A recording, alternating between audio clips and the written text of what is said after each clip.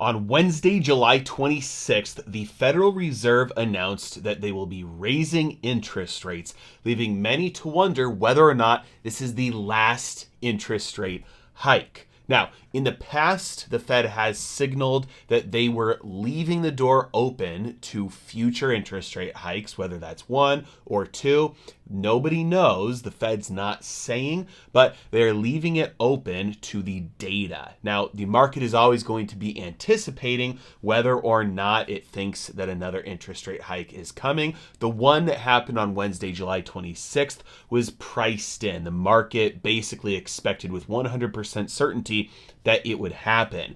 As a result, we're not seeing any change in the market really. So you can take a look here at the 6-month interest rate, the interest rate on the 6-month treasury. We've got the 1-year treasury, the 2-year, the 10-year, the 20, and the 30. Basically no change there. So even though the interest rate for the Federal Reserve, the Fed funds rate, was increased by 0.25%, there was no change on the market because the market anticipated that this would happen.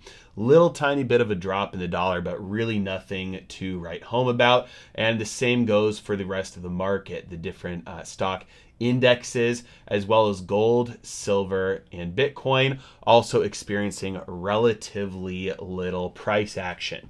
Let's take a look at what the Federal Reserve said. This right here, you're looking at their statement, their press release from July 26th. Just so you know, just kind of like a TLDR, this is basically unchanged from their last meeting.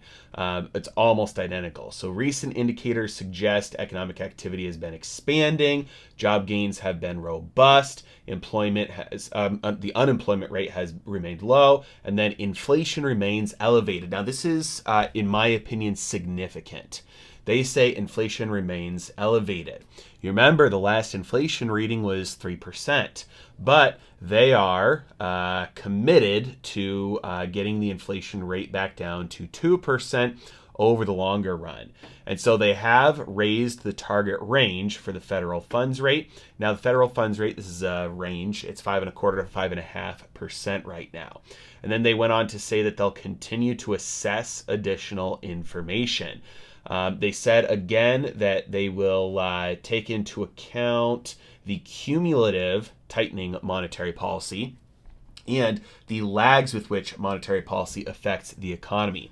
So basically, we have this effect where when something happens with monetary policy, whether that's you increase the money supply, you decrease the money supply, you increase interest rates, decrease interest rates, those do not hit the economy all at once, and they don't hit it evenly.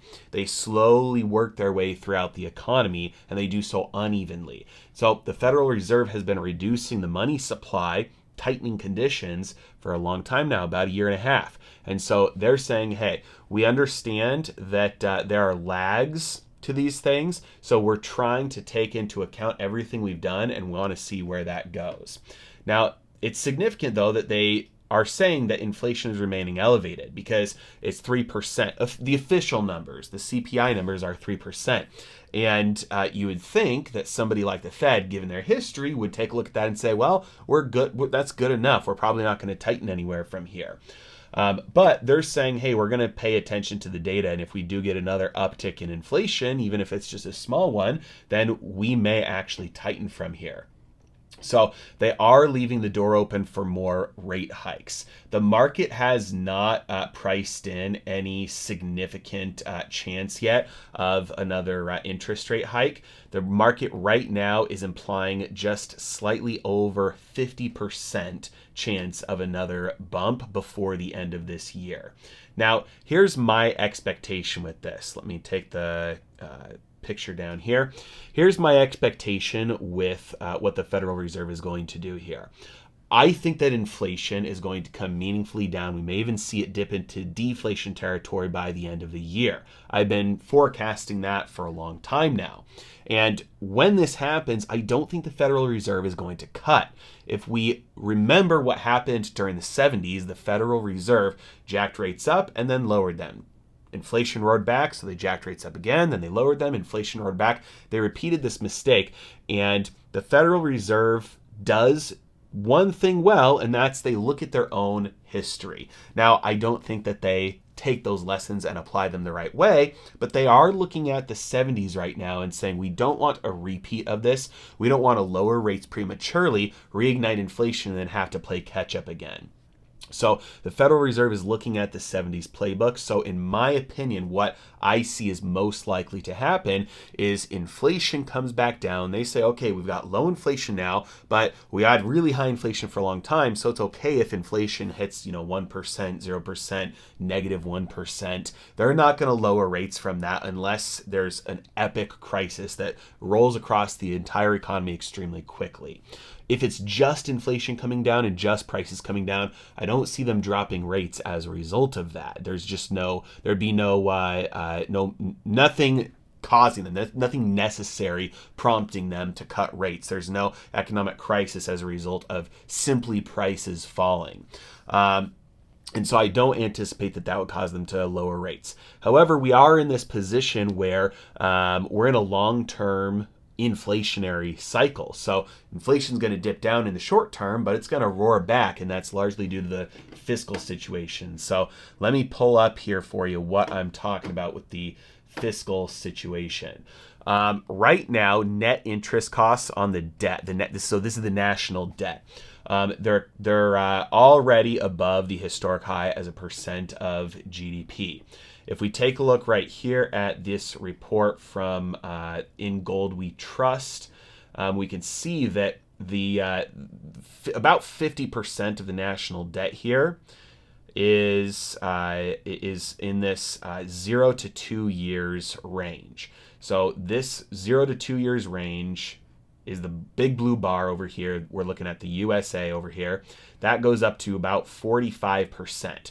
So what that means is that of all the national debt, and right now we have $32.6 trillion is the current national debt number.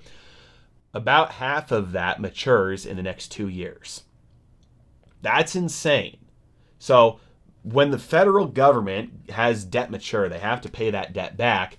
They don't make enough money from taxes. They don't take enough money from taxes to be able to pay that off directly. They have to borrow more to pay that off. So essentially what they're doing is refinancing half of the national debt in the next 2 years. Well, we already have interest costs at an all-time high of compared to GDP. Which means that, and by the way, just to show you how fast this is accelerating, let's scroll down here to see the national debt number as of September of 2022. So little less than a year ago, the total national debt was at less than 31 trillion. As of right now, it is 32.6 trillion. And so they are just borrowing like crazy. Part of this was to refill this account, which is the government's checking account, the Treasury General account. Just a month ago, it was down at under $45 billion, and now it's at $531 billion. So just to refill their checking account, they borrowed an additional $500 billion. Just to refill. That's not money they spent. That's just money they borrowed to refill this checking account back up to kind of this normal level of $500 billion. Now they've borrowed a lot more than that, obviously, for all of their spending that they've been doing. But that's how quickly this is getting out of control, that they're having to borrow a ton just to fund their spending. They're having to borrow even more just to pay the interest on all that debt. That debt that is now $32.6 trillion.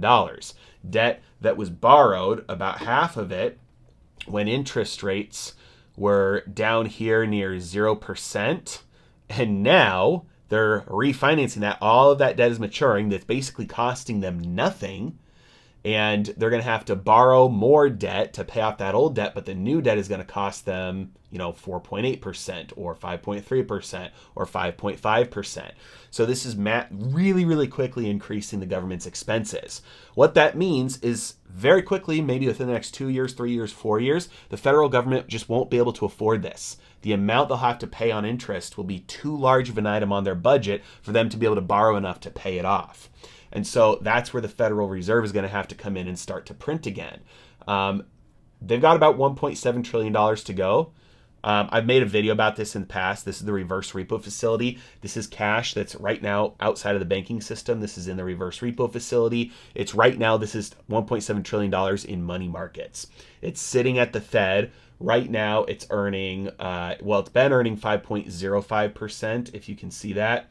5.05%. That's how much the Fed is paying to all of these deposits, this 1.7 trillion.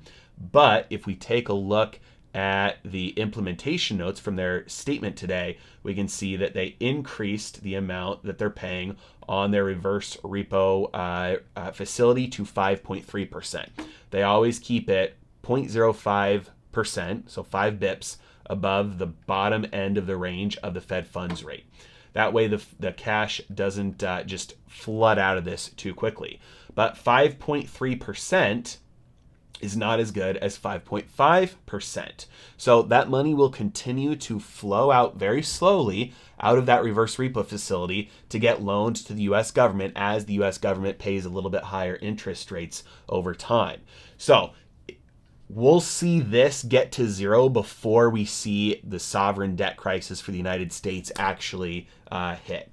This will get down to zero. So the federal government has about $1.7 trillion that they can borrow. It'll be funded by this cash at the current interest rates. But after that, interest rates are probably going to move very high very quickly. Federal government won't be able to afford that. And then the Fed's going to have to step in to print the money for the government to be able to afford their expenses. And that's when inflation will roar back. Now, inflation is going to be the long-term game over the next 10 to 20 years, but it's not the short term. That's not what's happening over the next couple of quarters. And so as that happens, they're going to have to raise interest rates as inflation comes back. But for the time being, it's very possible the Federal Reserve just doesn't move interest rates for a while.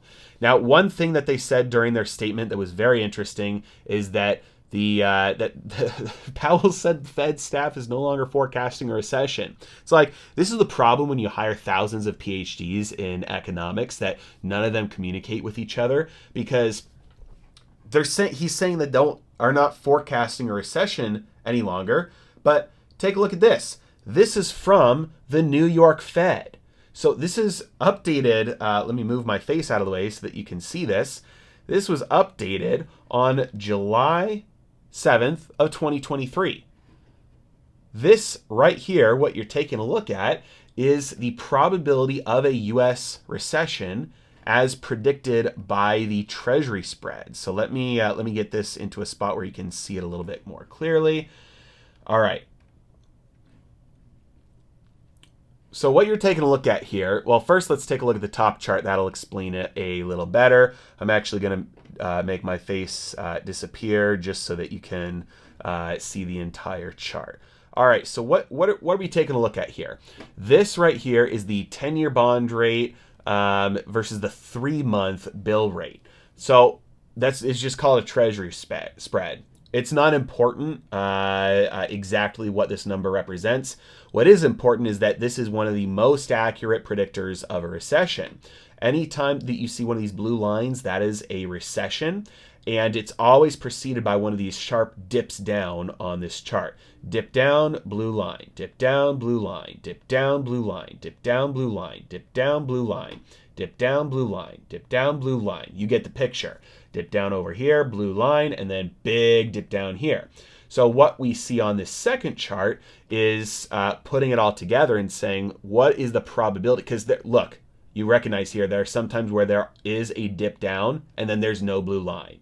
So every blue line is preceded by a big dip down, but every dip down is not followed by a blue line. So what is the probability then of a blue line, a recession happening, as a result of one of those big dips in the Treasury spread? And what we can see here is it's at basically an all-time high other than the late 70s, early 80s right here. So over here, it hasn't been this high. It wasn't this high in 2020, wasn't this high in 2008, wasn't this high in 2001 or 1991. It rarely gets this high. In fact, it's even higher than it was in 1975 here. And so the probability of a U.S. recession predicted by the Federal Reserve's own indicator of a coming recession is not at an all-time high, because there is one time when it was above that, but subtracting 1980, it's at an all-time high. It's at the second highest it's been since they've been collecting this data. So Federal Reserve's left hand doesn't know what its right hand is doing, and that's a problem when you're talking about whether or not the Federal Reserve is predicting a recession or not. So based on the Fed's own preferred measure of trying to anticipate when a recession will happen, the Federal Reserve is anticipating very high likelihood that a recession is going to happen soon. One thing to note about recessions is that they happen kind of after the fact. So this is not something that the Federal Reserve typically will say, is happening in real time. It's not even something that the Federal Reserve defines. This is the recessions are officially classified by the NBER, and it's done after the fact. So usually, like a year later or something, the NBER will go in and say, hey, that period of time was a recession, or the recession started back then, and maybe, we think it's still going. So it's not something that is kind of like updated in real time for the official definition of a recession. In either case, though, based on everything the Federal Reserve has done, it is highly likely that we see prices continue to come down. Federal government deficits are getting out of control. It's only a matter of time before those two things kind of come to a head and we have some sort of an economic crisis. Obviously, usually in the past, they try and print that over. One trend that we've seen from the Fed over the last couple of quarters is that any crisis, instead of attempting to apply broad stimulus to cover it up, like QE or interest rates, some of these broad things that they've done in the past to try and just generally apply stimulus to the economy, they're doing very localized, very isolated kind of scalpel-like approaches. They did this with the bank failures, right? They got together, bank failed, said, okay, in this specific circumstance, let's make sure all the depositors are safe. Let's not bail out the shareholders, let the bank fail, but all the deposits stay the same. They're absorbed by another bank. They opened up a facility at the Fed specifically for distressed assets that are considered high quality assets so that banks wouldn't have to take a haircut. Very isolated, purpose-driven, scalpel-like approaches to bailouts. And I anticipate that that continues. So if the federal government, let's say, in 2 years says, oh, we need to borrow in order to pay off the debt that's coming due and pay the higher interest rate, but there's not enough money out there for us to borrow from, so we're stuck, we can't afford it. Well, the Federal Reserve may do a direct targeted bailout approach where maybe yield curve control comes in. They say, okay, federal government, you can borrow a 10-year bond from us at a very low interest rate, but that's it. Nobody else can borrow. Nobody else gets the stimulus. Nobody else gets the bailout. Nobody else gets the easing. Just save that one specific thing that is experiencing trouble. And I anticipate more and more of that, especially as we get a rollout of CBDCs, Fed now as the rails of a CBDC here in America, that opens up the doors for much more scalpel-like fine-tuning of the economy. I anticipate to see more and more of that. That is the future direction we are heading, instead of the broad bailout that we've experienced in the past. Overall, we are probably not seeing the end of Federal Reserve rate hikes over the long term, but we are probably seeing the end of the Federal Reserve rate hikes in the short term. I think inflation is going to be moving meaningfully down over the next couple of months and couple of quarters. The Federal Reserve will see that, hold interest rates where they are instead of cutting them. And when inflation starts to roar back in the next year, maybe 2 years, much higher, they'll have to bail out the federal government with more printing. And, I should say, as the federal deficit gets out of control, they'll have to cover that up with more printing, and that will bring inflation back. And then they may have to raise rates as a result of that. Overall, we'll see. That the way that I invest so that I don't have to worry about this stuff is what I call my bulletproof portfolio. I like to have about 20% of my portfolio in physical gold, 5% in Bitcoin, 5% in cash, about 30% in residential real estate, about 30% in stocks. And of those stocks, right now, this could change at any time. I really like commodities. in an inflationary environment, deglobalization, things like that, people resort to buying what they need when they can't afford what they want. And so that's where the capital flows. We're experiencing shortages of a lot of things as allegiances change around the world. Energy, uranium, I'm very bullish on right now for stocks. And so but the biggest thing about this is that I like to invest in a way where I don't have to worry about whether we get inflation or deflation, whether we get a market run up or a market crash. So I stay long, but I'm hedged. And so I'm not net short. I'm not out of the market. I'm not sitting in cash. I'm not missing out on gains. I like to just hedge myself, and that way I'm exposed to the upside. If I'm wrong and it's all great from here, I get to invest in a way where I keep on seeing all my assets go up in value. But if I'm right and everything crashes, I don't have to feel the pain of that, and I have the cash to the savings, the reserves to buy assets when they're on sale. And so if you want more of that, more of fundamental analysis, how I look at companies to see if they actually are on sale. And some companies are on sale for a bad reason. So I want to buy good companies when they're on sale, not bad companies, because those aren't really on sale. They just look cheap, but it's because they're bad companies. You want all of that and much more. That's what I teach in detail. Hours and hours of very in-depth training on all those advanced investing strategies. Heresy Financial University is my membership program. I'm constantly adding new courses to that membership program. And so as you're a member, you get new lessons and new courses added. It's kind of like a database, a training library, like a Netflix for financial education, if you will. And it keeps on getting loaded in there. You get more and more, and you always have access to all of it as long as you're a member. Sign up with the link in the description below. As always, really appreciate you guys. Thanks so much for watching. Have a great day.